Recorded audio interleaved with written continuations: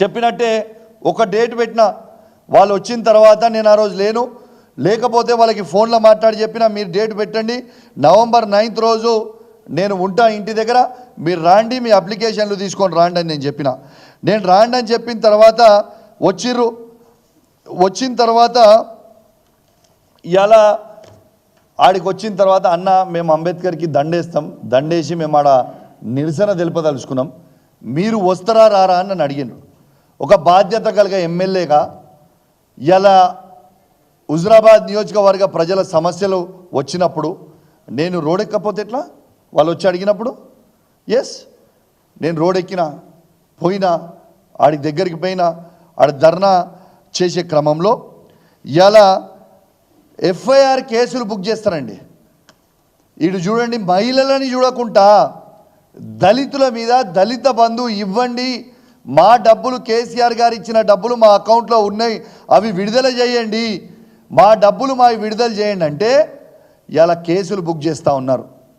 ఇలా మీరు దీంట్లో చూడొచ్చు, ఇలా కేసులు బుక్ చేసి మహిళలను కూడా చూడకుండా ఈడ ఉన్న ఊళ్ళకి దళితుల మీద కేసులు బుక్ చేసి, మహిళా దళితుల మీద కేసులు బుక్ చేసి అండ్ అదర్స్ అని పెట్టి ఇలా దాదాపు ఎంతమంది ఆడికి వచ్చిర్రో అంతమంది మహిళల మీద ఇవాళ కేసులు బుక్ చేయడం నేను తీవ్రంగా ఖండిస్తూ ఉన్నాను.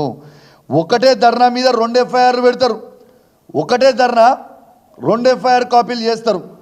2 ఎఫ్ఐఆర్ కాపీలు చేసి దళితులకి ఇలా ఎంత తీవ్రమైన అన్యాయం చేస్తూ ఉన్నారని చెప్పి నేను అడుగుతూ ఉన్నాను.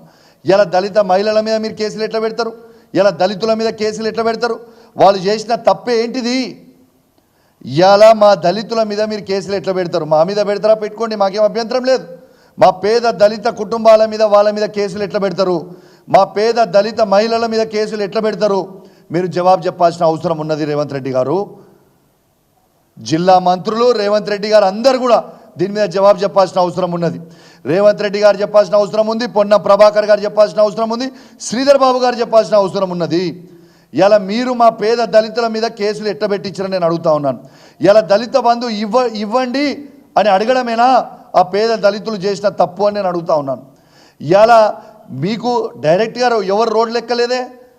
ఎన్నిసార్లు మీ మంత్రులయ్యి, మీ కలెక్టర్లయ్యి, మీ అధికారులయ్యి కాళ్ళు ఏళ్ళు మొక్కిరు కదా మా దళిత బంధు విడుదల చేయండి అని.